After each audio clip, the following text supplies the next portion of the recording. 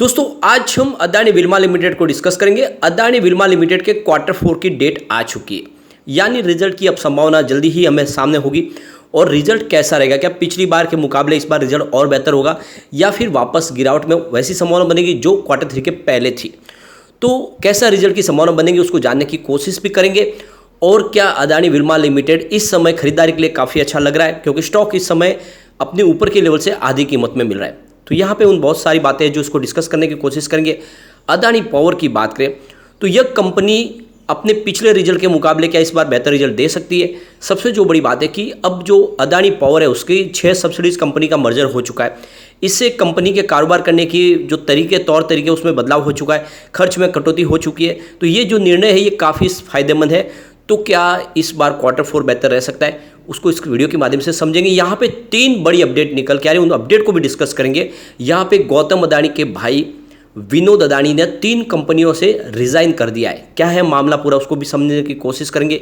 साथ में अदानी ग्रुप ने अपना जो एक महत्वाकांक्षी योजना थी 5G की, जो अपना प्राइवेट एक नेटवर्क स्थापित करना था, उसको भी डिले कर दिया है। उस मामले के पीछे क्या वजह उसको भी समझेंगे। और आज फिर से गिरावट होगी। कल हमने ज़बरदस्त तेजी देखी थी अदानी ग्रुप के शेयरों में, लेकिन आज फिर से गिरावट हो गई। तो क्या है वजह, क्यों फिर से रह के गिरावट हो रही है, इन सारी बातों को इस वीडियो के माध्यम से समझने की कोशिश करेंगे। सबसे पहले अदानी विल्मा लिमिटेड की बात करें, स्टॉक की क्लोजिंग आज 402 पर रही, जहां पे 0.099% की गिरावट थी। एक तरह से कहे तो लगभग फ्लैट क्लोजिंग थी, गिरावट बड़ी नहीं थी, लेकिन फिर भी क्लोजिंग रेट रही। अब यहाँ पे कंपनी की तरफ से एक्सचेंज को जानकारी दी है कि उन्होंने अपने क्वार्टर 4 की तैयारी कर ली है। डेट हमारे सामने आ चुकी है, 3 मई बुधवार को हमारे सामने क्वार्टर 4 का रिजल्ट होगा। और इनसाइडर ट्रेडिंग के लिए आप देख सकते हो कि ट्रेडिंग विंडो ऑलरेडी क्लोज हो चुकी है, जो अब समझ सकते हो कि शुक्रवार से फिर खुलेगी। और उस दिन के बाद में जब देखें तो शुक्रवार से जो भी कंपनी से संबंधित लोग हैं, चाहे एम्प्लॉयज़ हो या फिर बोर्ड के सदस्य हो या प्रमोटर ग्रुप से हो, वो अपनी नॉर्मल ट्रेडिंग कर पाएंगे। तब तक के लिए ट्रेडिंग विंडो को बिल्कुल क्लोज कर दिया गया है। तो ये हमारे सामने डेटा आ चुकी है। अगर हम रिजल्ट की बात करें तो पिछले कुछ रिजल्ट काफ़ी ठीक थे, यानी क्वार्टर 3 तो काफ़ी बेहतर था। आप देख सकते हो दिसंबर 2021 में 14,379 के बीच का इनका टोटल रेवेन्यू था, जो सितंबर में कुछ कम हुआ। आप देख सकते हो सितंबर में 14,150 के बीच का रेवेन्यू था, जो जून के मुकाबले कम था। लेकिन दिसंबर में आप देख सकते हो कि 15,438 के बीच का रेवेन्यू मिला था कंपनी को, जो पिछले एक साल में सबसे शानदार था। तो क्वार्टर 4 रेवेन्यू के मामले में काफ़ी बेहतर था। अब यहाँ पे प्रॉफिट को देखें तो दिसंबर 2021 में 211 करोड़ रुपये का प्रॉफिट था, और सितंबर में प्रॉफिट में भारी गिरावट हुई, 48.76 करोड़ रुपये का ही कंपनी को प्रॉफिट मिला, यानी प्रॉफिट 2 डिजिट में आ गया। लेकिन दिसंबर में कंपनी ने फिर से बहुत बेहतर प्रदर्शन किया, 246 करोड़ रुपये का भारी प्रॉफिट हुआ, और पिछले एक साल में सबसे शानदार प्रॉफिट। तो आशा करें कि इस बार आंकड़े उससे भी उत्साहवर्धक होंगे, तो फिर से यहाँ पे तेजी का दौर भी शुरू होगा। लेकिन अगर प्रॉफिट में गिरावट आई तो फिर आप देख सकते हो कि स्टॉक की गिरावट भी हो सकती है। इसलिए हमें 3 तारीख का इंतजार करना होगा। अदानी पावर की बात करें तो 210 पर आज स्टॉक की क्लोजिंग थी, 2.38% की हमें शानदार तेजी देखने को मिली। इस गिरावट के माहौल में भी अदानी पावर आज बुलिश था। पिछले एक महीने के हिसाब से स्टॉक में इस समय 15% की हमें तेजी देखने को मिल रही है।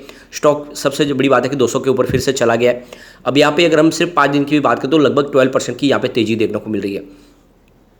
आज यहाँ पे 10 शेयरों में से 5 शेयरों में तेजी थी और 5 शेयरों में गिरावट थी, यानी जो तेजी थी वो भी कोई खास नहीं थी। तो आज का दिन जो है देखो, मंगलवार की खास तेजी के बाद आज फिर से दिन था जो कमजोर रहा। अब यहाँ पे एक बहुत बड़ी चौंकाने वाली खबर निकल के आ रही है। विनोद अदानी के भाई गौतम अदानी ने ऑस्ट्रेलिया की जो माइनिंग कंपनी है, उस माइनिंग कंपनी के जो अलग अलग 3 सब्सिडीज कंपनी से अपने पद से इस्तीफा दे दिया है, यानी उन्होंने पोस्ट से रिज़ाइन कर दिया है। और ये बहुत ज़्यादा चौंकाने वाली खबर है। तो जैसे कि यहाँ पे इल्ज़ाम लग रहे थे लगातार विनोद अदानी के ऊपर कि उन्होंने कुछ शेल कंपनियां बना के और उसके माध्यम से शेयरों की प्राइस को मैनिपुलेट किया, यानी शेयरों की प्राइस को गलत तरीके से बढ़ाया। और इसकी जांच भी हो रही है। पिछले दिनों निकल के आई थी खबर की सेबी भी इन कंपनियों में से 3 कंपनी के ऊपर उनको डाउट है और जाँच कर रही है। तो अब यहाँ पर जो खबर निकल के आ रही है कि ये जो सुप्रीम कोर्ट की कमेटी गठित की, उस कमेटी के बनने के पहले ही यहाँ पे गौतम अदानी के भाई विनोद अदानी ने जो ऑस्ट्रेलिया की 3 कंपनियां उसमें से रिज़ाइन कर लिया है। और ये हिंडमक की रिपोर्ट आने के बाद ही उन्होंने फैसला किया है। तो यहाँ पे जो कंपनी की बात करें, ये देख सकते उसमें कंपनी में डायरेक्टर थे विनोद अदानी, जिसमें देख सकते Karaikal rail and port Singapore. इसके अलावा देखें तो दूसरी जो कंपनी है इसकी सब्सिडीज कंपनी, जिसमें करैकल रेल सिंगापुर पीटी, और इसके अलावा Abbott point terminal expansion PT, इन कंपनियों के जो उनकी पोस्ट थी उस पोस्ट से उन्होंने इस्तीफा दे दिया है। तो यहाँ पे जो सबसे बड़ी चौंकाने वाली खबर ये निकल के आ रही है कि आखिर ऐसा क्यों किया, विनोद अदानी ने इन कंपनियों से इस्तीफा क्यों दिया। अब इसकी असली वजह क्या है वो तो आगे जाके ही हमें खबर पड़ेगी, लेकिन ये जो फैसला बहुत पहले हुआ था जब सुप्रीम कोर्ट की कमेटी बनी उसके पहले, लेकिन खबर अब ये ब्लूमबर्ग के माध्यम से निकल कर आई है कि विनोद अदानी ने 3 कंपनियों से इस्तीफा दे दिया और खबरें निकल के आ रही है कि 3 कंपनियों की जांच ही है जो सेबी भी कर रही है। तो ये पूरा मामला क्या है ये आने वाले समय में ही समझ में आएगा जब सेबी की जांच रिपोर्ट पूरी हो जाएगी, और जो कि अब अंतिम घड़ी आ चुकी है और जल्द ही सुप्रीम कोर्ट को सौंपी जाएगी वो पूरी की पूरी जांच रिपोर्ट। उसके बाद में ही यहाँ पे हमें देखने को मिलेगा कि क्या आखिर ऊँट किस करवट बैठता है। तो जो सबसे बड़ी बात यही है कि अदानी ग्रुप ने बहुत सारी जो मुसीबतें उससे बाहर भी निकल गए, इन्वेस्टर उनके ऊपर भरोसा भी करे, चाहे ग्लोबल इन्वेस्टर हो या फिर या इंडिया के बड़े बैंक हो जो उनको निवेश देने को भी तैयार है। लेकिन इस समय जो अपोजिशन पार्टी है वो हर मुद्दे को उठाने की कोशिश कर रही है, और ये भी मुद्दा उनके लिए बड़ा बन सकता है जो उनके भाई ने जिस तरह से इस्तीफा दिया है, जिसकी वजह से लगेगा कि कुछ तो दाल में काला, ऐसी बातें हो सकती है। तो ये कुल मिला के ये जो खबर है इसको अभी मैं समझना होगा आगे क्या हो सकता है। लेकिन इस पूरे मामले के बीच में अदानी ग्रुप ने एक अपनी महत्वाकांक्षी योजना को भी आप देखो पीछे डाल दिया है, उसको एक तरह से रोक दिया है। 5G स्पेक्ट्रम नीलामी में अदानी ग्रुप ने बढ़ चढ़ के हिस्सा लिया था और अदानी डाटा नेटवर्क के नाम से वो अपनी खुद की प्राइवेट एक नेटवर्क इस्टेब्लिश करना चाहते थे अपने बिजनेस के लिए, अपने पोर्ट से लेके पावर का जो बिजनेस है उसके लिए अलग से नेटवर्क है। यानी उनके नेटवर्क के माध्यम से देखें तो जैसे उनको किसी एयरटेल या फिर वोडाफोन के पास जाने के लिए उनका खुद का वो नेटवर्क इस्टेब्लिश करना चाहते थे, और उसके लिए उन्होंने ऑक्शन के माध्यम से नीलामी में यहाँ पे बोली जीती भी थी। लेकिन अब यहाँ पे जो मामला निकल के आ रहा है कि वो इस पूरे मामले में डिले कर रहे हैं, यानी एक समय 1 साल निकल गया, अगस्त से फिर अगस्त आ रहा है, लेकिन अभी तक उन्होंने उसके ऊपर कोई कदम आगे नहीं बढ़ाया, अपनी सर्विस शुरू नहीं की है। और अगर अपनी वो डेडलाइन के हिसाब से अगर वो इस टाइम लाइन जो दी गई है उसके हिसाब से अगर काम शुरू नहीं करते तो फिर उनको पेनल्टीज़ का सामना भी करना पड़ सकता है। पिछले दिनों ट्राइक के साथ में उनकी जो मीटिंग हुई उस मीटिंग में अदानी ग्रुप की तरफ से कहा गया था कि जो स्पेक्ट्रम है वो बहुत छोटा है, वो कम है, यानी 50 से लेकर 100 मेगाहर्ट्ज़ का जो यहाँ पे स्पेक्ट्रम है वो काफ़ी कम है और उस वजह से हम अपनी सर्विस को आगे नहीं बढ़ा पा रहे, लेकिन हम कोशिश करें कि जल्द से जल्द अपनी सर्विस को शुरू करें। तो यहाँ पे देखो अदानी ग्रुप ने 100 मेगाहर्ट्ज़ की जो सर्विस है वो यहाँ पे गुजरात और मुंबई के लिए ली है, और जबकि 50 मेगाहर्ट्ज़ की जो सर्विस है वो आंध्र प्रदेश, राजस्थान, कर्नाटक और तमिलनाडु के लिए। और सर्विस के माध्यम से 5G से अपने कारोबार को वो बहुत तेज़ी से आगे बढ़ाना चाहते थे, लेकिन अभी फिलहाल ये सपना पूरा होता हुआ दिखाई नहीं दे रहा। उसमें बीच में हिंडनबर्ग की रिपोर्ट निकल कर आई, उसके बाद में इन्होंने अपने इस पूरे एक बड़े निर्णय को भी ठंडे बस्ते में डाला है। तो अब आगे आने वाले समय देखना होगा कि क्या ये जो बड़ा सपना है 5G का, जो उनके खुद की सर्विस इस्टेब्लिश करने का, क्या पूरा हो पाएगा। और ये जो इस्तीफा की जो खबर निकला है उसके बाद में आगे क्या संभव हुई, क्योंकि इसका आज असर भी देखने को मिला, कुछ शेयरों में गिरावट भी हुई। तो आने वाले समय और देखना होगा, हमें 3 तारीख का इंतजार जरूर करना होगा जब अदानी विल्मा लिमिटेड अपना रिजल्ट पेश करेगी। रिजल्ट बेहतर होगा तो फिर एक तेजी का दौर अदानी विल्मा जरूर आएगा।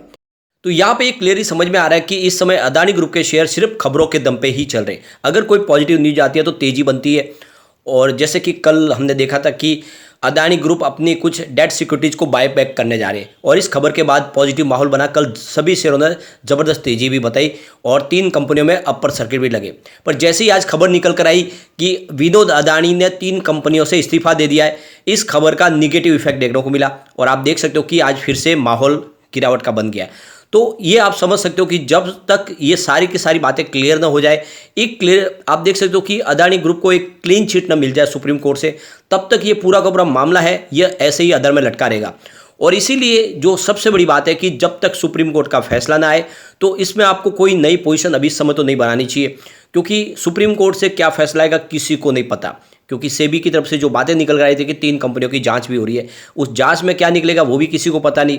तो ऐसे में आपको इस समय सिर्फ वेट एंड वॉच करना चाहिए। आने वाले समय में अगर पॉजिटिव माहौल बन जाएगा तो फिर यहाँ पे एक ज़बरदस्त तेजी का दौर भी शुरू होगा, क्योंकि वाकई में यहाँ पे इन्वेस्टर जो भी है अदानी ग्रुप में निवेश करने को तैयार है, उनको पूरा भरोसा है, चाहे वो ग्लोबल इन्वेस्टर हो या फिर इंडिया के बड़े इन्वेस्टर हो, चाहे बैंक हो, वो सारे के सारे अदानी ग्रुप के साथ में निवेश करने को तैयार है, उनको कर्ज देने को भी तैयार है। वैसे अदानी ग्रुप इस समय अपने कर्ज को कम करने की कोशिश कर रहे हैं, जिससे आने वाले समय उनको प्रॉब्लम ना हो। तो ये सारी बातें आने वाले समय में देखने को मिलेगी। लेकिन फ्रेंड, कोई भी इन्वेस्टमेंट करने से पहले अपने फाइनेंशियल एडवाइजर से बड़ा ले ले या अपना खुद का रिसर्च करें, क्योंकि मैंने वीडियो आपके एजुकेशनल पर्पज के लिए ही बनाया। वीडियो पसंद आए तो